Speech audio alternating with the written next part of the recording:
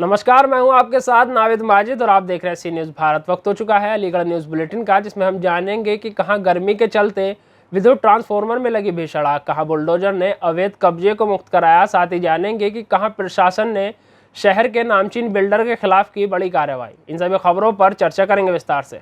बड़े बुजुर्गों की एक कहावत है कि मुद्दई लाख बुरा चाहे तो क्या होता है, होता वही है जो मंजूर खुदा होता है। ये कहावत इस खबर पर सटीक साबित होती है। खिरनी गेट पुलिस चौकी के निकट बिजली का ट्रांसफार्मर लगा है, क्योंकि भीषण गर्मी के कारण आज 5 बजे के करीब एकाएक ट्रांसफार्मर से एक भयानक आवाज के साथ तेज गर्म तेल निकला, जिसके कारण चारों तरफ आग का गुबार उठा। सूत्रों से पता चला कि रोहित निवासी सराय हकीम मुकंदपुर से अपने घर सराय हकीम जा रहे थे। वह इस ट्रांसफार्मर के अग्निकांड की चपेट में आकर झुलस गया व राहगीर रोहित की बाइक भी आग की चपेट में आ गई थी। अग्निकांड होते ही खिरनी गेट पुलिस चौकी पर करीब 8 पुलिसकर्मी मौजूद थे। उन्होंने अपने कर्तव्य को निभाते हुए राहगीर रोहित की बाइक पर पानी डालकर बाइक में लगी आग पर काबू पाया। क्या नाम है आपका? क्या नाम है? रोहित नाम है। कहाँ से आ रहे थे आप? काम पे नगर पंचायत मडरा। क्या हुआ है अभी आप खिरनी गेट पर आपके साथ? ट्रांसफार्मर में से एकदम आग निकल के आई। अब झुलस गए इस चीज में? जल गाड़ी कहाँ पर है आपकी? सुरक्षित है गाड़ी में? गाड़ी में भी आग लगी थी थोड़ी। ठीक है। अलीगढ़ से सी न्यूज़ संवाददाता संजीव शर्मा की रिपोर्ट। अवैध कब्जों को लेकर योगी का महाबली इन दिनों सुर्खियों में है। हर रोज कहीं न कहीं योगी के महाबली के द्वारा आलीशान बिल्डिंगों को जमीन के बराबर समतल करने का काम किया जा रहा है। आज भी अलीगढ़ में योगी के महाबली के द्वारा प्रशासन की मौजूदगी में 40 साल पुराने अवैध कब्जे को मुक्त कराकर गाँव में जल भराव की समस्या से मुक्ति दिलाई। मामला जिला अलीगढ़ के तहसील इगलास तहसील के ब्लॉक गोंडा की ग्राम पंचायत श्यामखड़ी के माजरा बॉस फतेली का है, जहाँ 40 वर्ष पहले से पानी की निकासी को लेकर विवाद चल रहा था। घरों में पानी भरा था, लोग दूसरों के मकानों में रह रहे थे। वर्षों पूर्व भी कब्जा मुक्त करा दिया था, लेकिन चुनाव के समय लोगों ने पानी फिर बंद कर दिया था। लेकिन आज 4 बुलडोजर व पीएससी लेकर प्रशासन गांव में जा धमका और ग्रामीणों को बुलाकर समझाया और न मानने पर कार्यवाही करने की बात कही और 40 साल पुराने अवैध कब्जे पर बुलडोजर चलाकर कब्जा मुक्त करा दिया। मामला यहाँ पे मामला 40 वर्षों से लेकर से चला रहा है तालाब कब्जे का और पानी जल भराव का है, जिसमें आज 14/5/2022 में विकासखंड गोंडा से समस्त अधिकारीगण व संजय सिंह प्रधान श्यामगढ़ी ग्राम पंचायत श्यामगढ़ी के नेतृत्व में 40 वर्षों से विघटित चले आ रहे विवाद का निस्तारण किया, जिसमें तालाब व नाली का निस्तारण करके जल भराव की समस्या का निस्तारण किया गया, जिसमें समस्त ब्लॉक गोंडा व JERS समस्त अधिकारियों के सहयोग से SDM इगलास व CO इगलास नया फोर्स के साथ समस्या का समाधान किया गया। इसके लिए इगलास के जितने भी अधिकारीगण, ब्लॉक गोंडा के अधिकारीगण, समस्त जिले के अधिकारियों को इसके लिए धन्यवाद देते हैं, उनका शुक्रिया अदा करते हैं। क्या नाम है आपका? जी, मेरा नाम सुनील सिंह है, प्रधान प्रतिनिधि श्यामगढ़ी। ग्राम बांस फतेली, थाना इगलास क्षेत्र के अंतर्गत यहाँ पे कुछ काम होना था। एक तो गांव के अंदर का ये जो तालाब था समतल था, उसकी खुदाई हो रही है। दूसरा तालाब है इसी गांव के किनारे, वहाँ हो रही है। और ये गांव में जो पानी भरा हुआ है तो उसके लिए नाली की भी खुदाई कराई गई है। तो वो जो पानी गंदा है वो हम वहाँ से पास करा के तालाब में ले जाएंगे। सर, कितना पुराना विवाद हुआ? काफ़ी समस्या आई रही है यहाँ पे। अब ये जब से मैं आया हूँ तो हमारे सामने की बात आई थी, बीच में मैंने प्रयास भी किया था, लेकिन उस समय बात नहीं बन पाई। लेकिन अब ये गाँव वालों का कहना है कि लगभग 1.5 साल से ये लोग परेशान थे। सर, क्या समस्या नगाई? इसके लिए क्या समाधान नगा रहा है? पानी के लिए, निकासी के लिए अलग अलग प्रकार से। ये जो पानी गलियों में भरा है उसके लिए ये तालाब की खुदाई हो जाएगी। कि ये तालाब है, एक जो दूसरा तालाब है उसमें भी हो जाएगा, और तीसरा ये जो सामने रास्ता गया है तो ये हमारे यहाँ BDO साहब भी हैं साथ में, तो उसमें किनारे नाली देके और सोप पिट भी बनवा रहे हैं। तो पानी उधर जो जाएगा तो वो सोप पिट में भी उधर एडजस्ट हो जाएगा, तो पानी की समस्या का समाधान हो जाएगा। अलीगढ़ से सी न्यूज़ संवाददाता संजीव शर्मा की रिपोर्ट। जिला प्रशासन द्वारा मैरिज रोड स्थित मेसर्स जादौन इंफ्राटेक द्वारा सरकारी जमीन पर अवैध निर्माण करने के मामले में रिपोर्ट दर्ज होने के बाद शनिवार सुबह से लेकर शाम तक हाई वोल्टेज ड्रामा चलता रहा। वहीं बिल्डर ने जिला प्रशासन के आरोपों को बेबुनियाद और जमीन कब्जाने के कोई साक्ष्य नहीं होने के बावजूद भी सत्ताधारी दल के नेताओं की शय पर कार्यवाही करने का आरोप लगाने के साथ सत्ताधारी दल के लोगों पर चौथ मांगने के आरोप लगाए हैं। वहीं जिला प्रशासन अपनी कार्यवाही को सही ठहरा रहा है। वहीं एडीए के अधिकारियों ने अनाधिकृत रूप से निर्माण कार्य होने का हवाला देते हुए शनिवार शाम को पुलिस फोर्स की मौजूदगी में बिल्डिंग को सीज कर दिया है। वहीं बिल्डिंग के 4 साल में 60% बन जाने के बाद एडीए की कार्यवाही सवालों के घेरे में है। नहीं हो जाएगा, बस ये था मामला।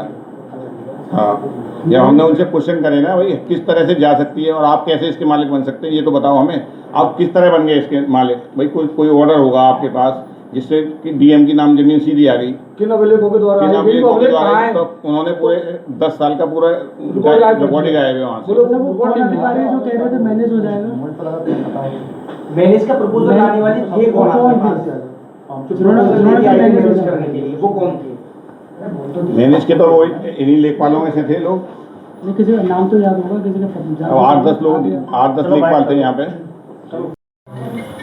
और इन्होंने हमने एक ज़मीन यहाँ खरीदी हुई है मैरिज रोड पे एम हैदर से। इसमें कम से कम 20-25 साल गवर्नमेंट की कैंटीन रही है, सरकारी कैंटीन रही है। गवर्नमेंट ने उसका किराया पे करा है और वो बैनामा जो हमारे उसके नाम जिससे हमने खरीदी थी उनके नाम बैनामा गवर्नमेंट ने बैनामा किया हुआ है और गवर्नमेंट ने उसका रेंट दिया है। उसके बाद आज की डेट में 4 साल से हम यहाँ लोग काम कर रहे हैं। उसके बाद अधिकारी लोग कह रहे हैं कि भाई इसमें ये ज़मीन आपकी फर्जी है, आप सरकारी ज़मीन पे काम कर रहे हैं, जबकि हमें सभी डिपार्टमेंटों से इसकी एनओसी ली हुई है, सीलिंग से, नगर निगम से, एडीए से हमारा नक्शा पास है, सभी जगह से हमें वो हुई है।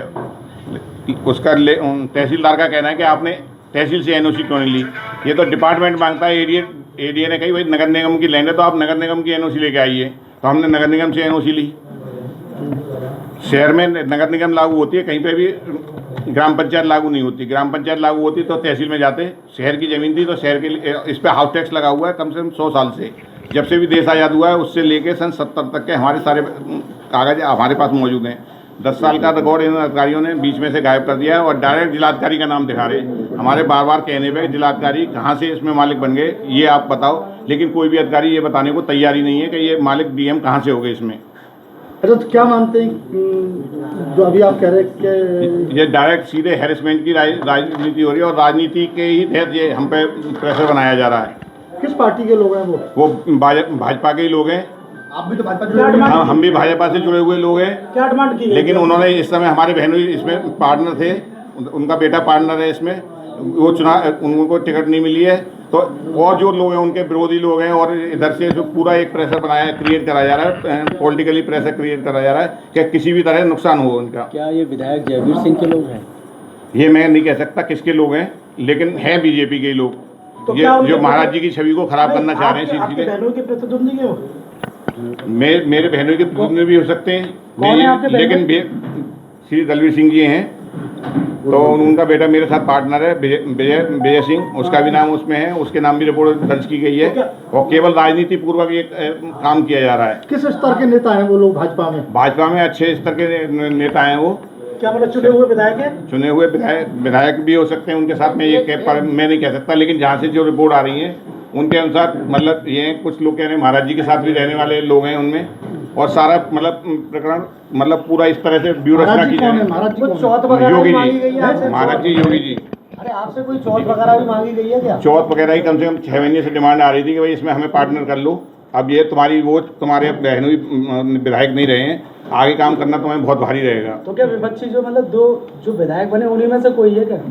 आप विधायक नहीं रहे? ये मैं कह नहीं सकता कि विधायक हैं, विधायक की मैं नाम नहीं ले सकता क्योंकि मुझे उनका वो नहीं है क्लियर। अधिकारियों के पास आप गए अपने दस्तावेज लेके, किन किन अधिकारियों ने आपको बुलाया और कहाँ जांच हुई, क्या आपने कहा, क्या उन्होंने मांगा? अधिकारी पहले यहाँ तहसीलदार आए थे और 8-10 लेखपाल आए थे, उन्होंने हमसे उन्होंने बताया नहीं। वो यहाँ के पेमाइश डालने लगे। हमने उनसे पूछी कि भाई इसमें पेमाइश क्यों कर रहे हो, क्या बात है?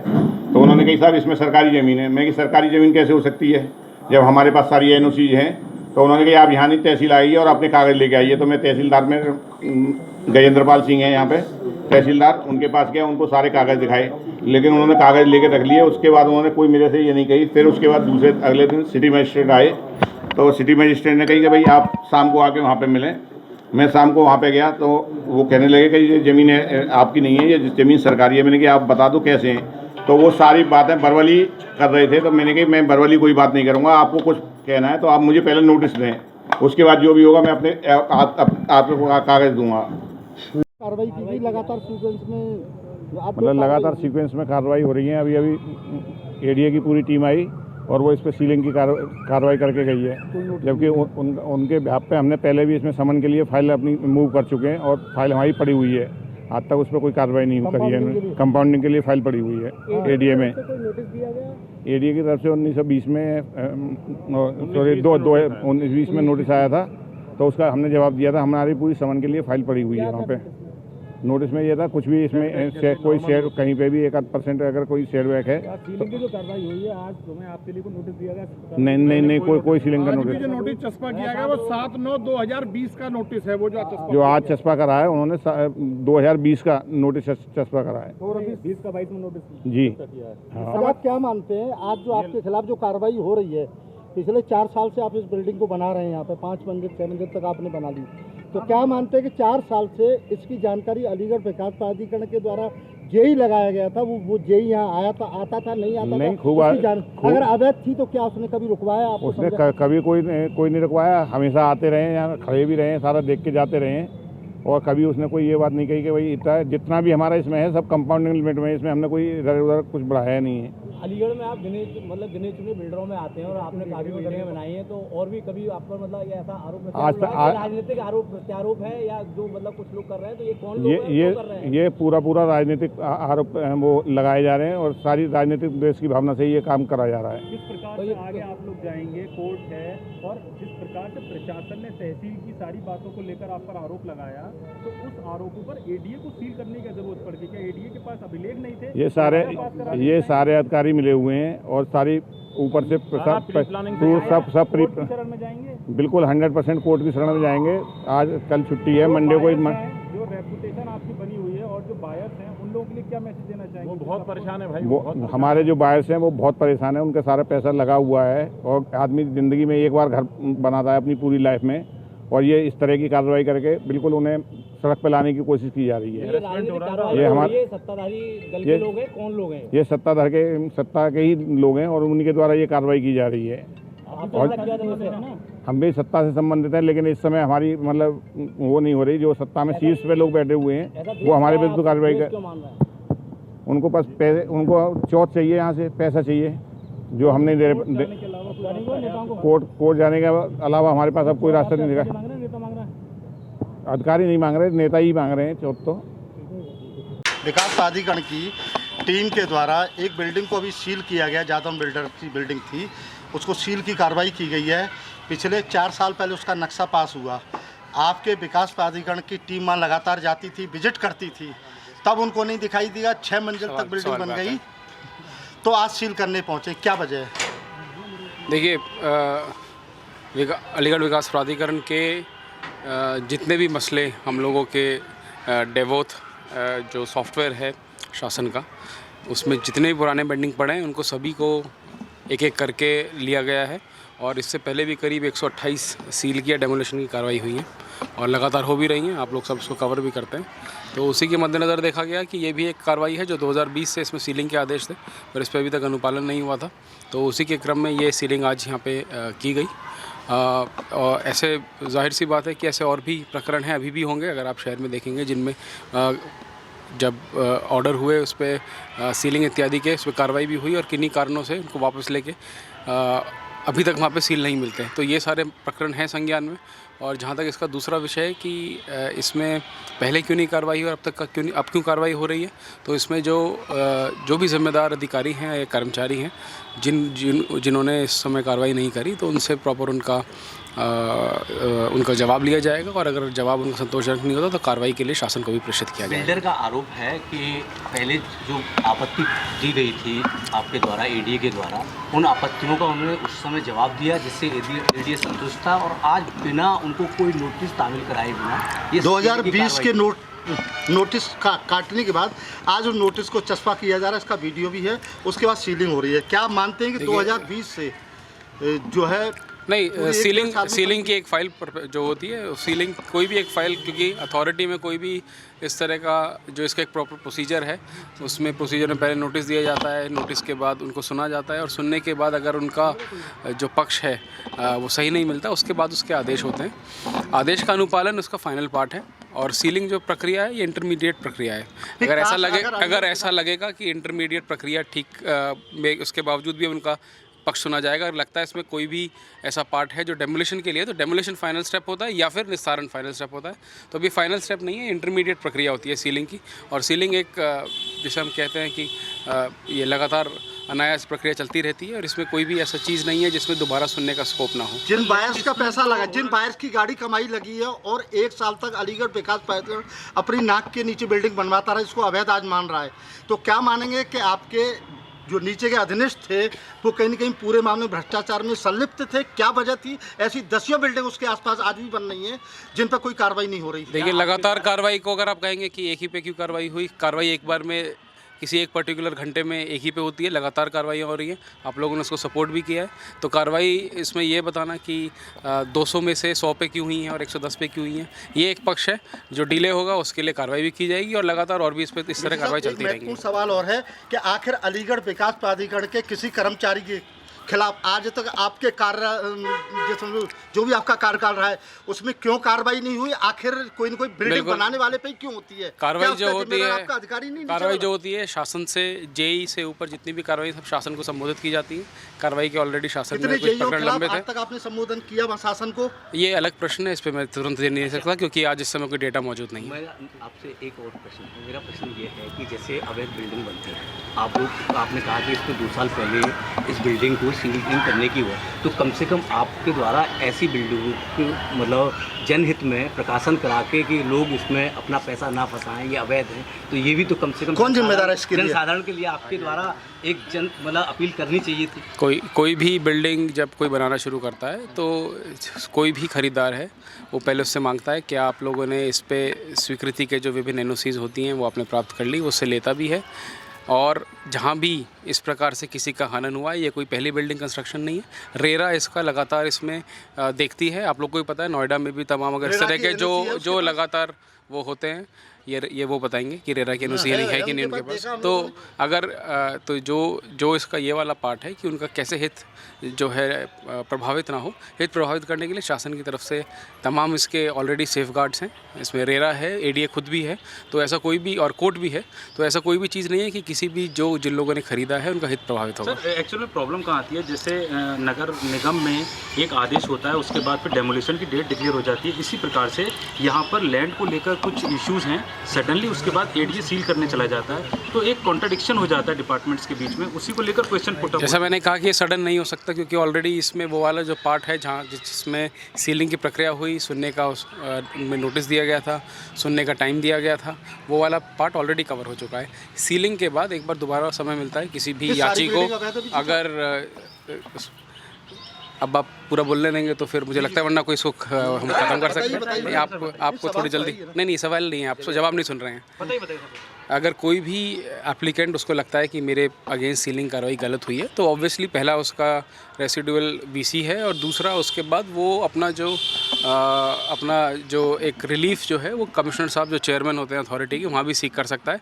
और ऐसे भी आदेश आते हैं जो वहाँ से सीख करने के बाद वापस उनको रिलीफ मिल जाता है, क्योंकि सीलिंग में कोई भी इस प्रकार का नुकसान नहीं होता जो परमानेंट नेचर हो। ये एक हमारा अंडरस्टैंडिंग है कि हाँ ये गलत हो रहा है, और उसके बाद हम नेक्स्ट प्रक्रिया में इस पर या तो उसको डेमोलिशन के लिए लेकर जाते हैं अगर उनको संतोषजनक जवाब नहीं देते हैं, या फिर वो सीलिंग खोली जाती है। एक और सवाल है आखिरी कि अलीगढ़ विकास प्राधिकरण को जो भी बिल्डिंग बनती है उनका कंप्लीटेशन सर्टिफिकेट देना चाहिए और किसी न किसी बनाने वाले को लेना चाहिए। तो ऐसी कितनी बिल्डिंग है, कितनी दुकानें, कितने जिस हम लोग जो लोगों के रिहायशी इलाके वहाँ लोग कमर्शियल काम करते जा रहे हैं, और करोड़ों रुपए का मैं समझ इस बात को दावे के साथ कह सकता हूँ ऑन माइक कि करोड़ों रुपए का जो कहीं ना कहीं राजस्व का नुकसान हो रहा है, और आपकी तैनाती में ही मेरे ख्याल सैकड़ों करोड़ का नुकसान हो गया। ये आप ट्यूसडे को ऑफिशियली डाटा ले सकते हैं। आज सेकंड सैटरडे, आज आपको ऑफिशियल डेटा नहीं दे सकते, आज वैसे भी ऑफिस बंद है। ट्यूसडे को आप आइएगा तो आप डेटा ले लीजिएगा। ठीक। सर, किस तरह की प्रेस कॉन्फ्रेंस बुलाई है? ये एक बिल्डर पे कल प्रशासन की तरफ से तहसील टीम, सदर तहसील जो कोल है अलीगढ़ की, उसकी तरफ से एक FIR दर्ज कराई गई थी कि एक हमारी जिलाधिकारी के नाम से दर्ज सरकारी जगह पे अवैध निर्माण होते हुए पाया गया कंस्ट्रक्शन, उसी के संबंध में एक FIR हुई है, उसी के संबंध में बात की गई। किस किस को नेम्ड किया गया, क्यों किया गया? जैसा पहले हमने बताया कि जो हमारी ज़मीन है जिलाधिकारी के नाम से दर्ज है 520 नंबर का, उसमें रकबा जो है 576 एयर रकबा जो है जिलाधीश के नाम से दर्ज है पुराने कागजात में। इसमें रिकॉर्ड, रेवेन्यू रिकॉर्ड भी चेक किए गए, मौका भी देखा गया और उसके बाद जो है उस पर निर्माण होते पाया गया, इसलिए एफआईआर जो है बिल्डर्स हैं जादौन बिल्डर्स उनके खिलाफ किया गया। इसके कहने पर शिकायत हुई है? और नहीं, ये इस बारे में मेरी जानकारी नहीं है। शिकायत चाहे जो सोर्स रही हो, सरकारी ज़मीन पे अवैध कब्जे का मामला था तो तहसील की टीम ने उसका जांच किया और मौके पर निर्माण होते हुए पाया, इसलिए किया। सर, जवाबदेही किसकी होती है? सरकारी ज़मीन पर अवैध कब्जा हो रहा था, आपने कार्रवाई कर दी जी। उसी सरकारी ज़मीन पर अन्य विभाग एनओसी दे देते हैं, जारी कर देते हैं, 5 मंजिला इमारत बन जाती है। कौन से विभाग ने दिया बताएं? एडीए से उनका कहना है कि उनके पास नक्शा जो पास किया है उस ज़मीन पे नहीं किया है, आप जानकारी करें, क्योंकि इन्होंने जो बैनामा अपना दिखाया है जो रेवेन्यू टीम को दिया है उसमें हमारी जो ज़मीन है 520 नंबर उसका जिक्र नहीं है। उन्होंने बैनामा किसी और ज़मीन का कराया हुआ हो तो कागज़ में तो वो कहीं नहीं उस ज़मीन के मालिक है, ना उन्होंने बैनामा कराया है। तो जाहिर है उन्होंने अपने नाम का कोई कागज़ जमा किया होगा, उस पर संबंधित अथॉरिटी ने एनओसी दिया होगा, क्योंकि ये सरकारी जगह जो दर्ज है इसको किसी ने बैनामा नहीं कराया है, ये अभी भी जिलाधीश के नाम से दर्ज है। सर, मौके पर कितनी बड़ी बिल्डिंग पाई गई है, कितने फ्लोर बन चुके हैं? बिल्डिंग के बारे में 4 या 5 तल्ले की बिल्डिंग की बात हो रही है, लेकिन इसमें एफआईआर जो कराया है लेखपाल ने टीम से जांच होने के उपरांत उसमें ज़मीन पे अवैध कब्जे, अवैध निर्माण की ही बात की गई है, उसी के आधार पे मैं बता रहा हूँ। ध्वस्तीकरण किया जाएगा? ध्वस्तीकरण की बात अभी हम ये सेंड पे अभी नहीं बता सकते, क्योंकि उसमें जो भी होगा लीगल प्रोसीडिंग में ही काम होते हैं, तो सीधे बिना सुनवाई के और कोर्ट प्रोसीजर जो भी होगा, अभी तो एफआईआर हुई है, जांच है, जांच में दोनों पक्षों को अपनी बात कहने का विवेचना है उसमें, तो उसके करने के बाद ही कोई कार्रवाई। लीगल प्रोसीडिंग का जो टाइम ऑफ पीरियड कुछ निर्धारित किया गया है? कोर्ट में है ना, वो कोर्ट तो मुकदमा कोर्ट में गया है और जांच उसमें विवेचना पुलिस करेगी, और दूसरा रेवेन्यू ने तो जांच करने के बाद अपनी दे दी है आख्या, उसके बाद वो कार्रवाई करना चाहते हैं तो मुकदमे उसमें भी मुकदमे से ही निर्माण किसी का हटा सकते हैं अगर पक्का निर्माण। तो जनपद में जितने बुलडोजर पे ध्वस्तीकरण किया जा रहा है वो इसी तरीके से इसी पैटर्न पे किया जा रहा है कि पहले? अब सबके बारे में मैं आज नहीं बता सकता ना, मैं आप एक प्रकरण के बारे में आए हैं तो उसके बारे में मैं बता रहा हूँ क्यों एफआईआर हुई। इसमें जितने नाम है क्या उनकी अन्य जाँच भी सामने? बारे में मैं बता रहा हूँ क्यों एफआईआर हुई। इसमें जितने नाम है क्या उनकी अन्य जाँच भी सामने आ रही है, जाँच कराई जाएगी उनकी कहीं और ऐसी प्रॉपर्टी? कुछ लोग किस बारे में पूछ रहे हैं? जिन लोगों के नाम सामने आ रहे हैं एफआईआर में, क्या उनकी और भी जाँच की जाएगी, क्या कहीं और? अब इस बारे में जो देखिए कहाँ किसकी कितनी ज़मीन है, किसने क्या निर्माण किया है, तो जांच तो किया ही जा सकता है। और बिल्डर की किसी बोर्ड पर भी निर्माण चल रहा है, इस प्रकार की कुछ इसके बारे में डिटेल जांच करने की, वो भी जांच का ही विषय होता है कि कौन कहाँ कितना निर्माण किया है, उसका अवैध कब्जा होगा तो कार्रवाई की बात आती है, नहीं आती है तो कोई बात नहीं। जमीन पर अवैध निर्माण किया जा रहा है क्योंकि पेपर्स इसके नहीं है, ये तहसील ने प्रॉपर रिकॉर्ड देखने के बाद, रेवेन्यू रिकॉर्ड रूम जो हमारा है उसमें भी देखने के बाद, मौका देखने के बाद ही एफआईआर किया। अच्छा, बिल्डर का कहना है तहसील की गलती के चलते यानी अभिलेखों में गलत दर्ज हो गया जिसके चलते उन्हें परेशानी का सामना करना। अब वो क्या कह रहे हैं उनकी बात है, वो अपनी बात रख सकते हैं ना, जब उनसे पेपर मांगा जाएगा तो प्रशासन को भी दे सकते हैं, पुलिस को भी, हाँ रोका गया है, पुलिस को भी दे सकते हैं विवेचना में कि उन्होंने कहाँ कब्जा किया है, या वो अपना कभी भी हमेशा के लिए, तो देखिए हमारा ऑफिस खुला रहता है तो कभी भी वो अपनी बात रखने के लिए स्वतंत्र है, वो अपनी बात अपने पेपर्स के माध्यम से अपना रख सकते हैं, वो देखा जाएगा। सर, जादौन बिल्डर या जो भी नाम उसमें एफआईआर में लॉन्च किए गए हैं, क्या उन पे अब तक कोई और कार्रवाई हो चुकी है पहले भी, या जानकारी जुटाई? नहीं, इसके बारे में मुझे जानकारी नहीं है, अभी तो ये कल के एफआईआर पे ही बात हो रही है। सर, एक चीज़ पूछनी थी कि जितने भी आप ये अवैध बिल्डिंग बनती है या इस पे कब्जा किया जाता है तो ऑफिसर्स से क्लाइवेंस के बगैर तो होता नहीं है, तो ऑफिसर। अलीगढ़ से सीनू संवाददाता संजीव शर्मा की रिपोर्ट। अलीगढ़ के थाना डेलीगेट क्षेत्र के इंदिरा नगर में झगड़े के दौरान दामाद ने पहले बुजुर्ग ससुर को धक्का देकर गिरा दिया, जिससे उसकी मौत हो गई। फिर कुछ घंटे बाद खुद जहर खाकर जान दे दी। सुबह साले की बारात लौटने के बाद हुआ। इसके बाद से शादी वाले परिवार में कोहराम मच गया। वहीं पुलिस इस मामले की कार्यवाही में जुटी हुई है। घटनाक्रम के अनुसार इंदिरा नगर निवासी 75 वर्षीय बुजुर्ग रामजी लाल काफी समय से बीमार हैं। उनके बेटे धर्मेंद्र की बारात कासगंज गई थी। सुबह सकुशल बारात लौट आई और घर में खुशी का माहौल था। रामजी लाल की बेटी शशि भी आई थी।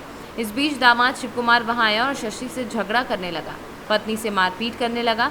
बीच बचाव में रामजी लाल आ गए। आरोप है कि गुस्से में शिव कुमार ने रामजी लाल को धक्का दे दिया, जिससे वह जमीन पर सिर के बल गिरे और गंभीर रूप से जख्मी हो गए, जिन्हें तत्काल जिला अस्पताल लेकर आए, जहां चिकित्सकों ने रामजी लाल को मृत घोषित कर दिया। इस घटना के बाद शिव कुमार घर से गायब हो गया।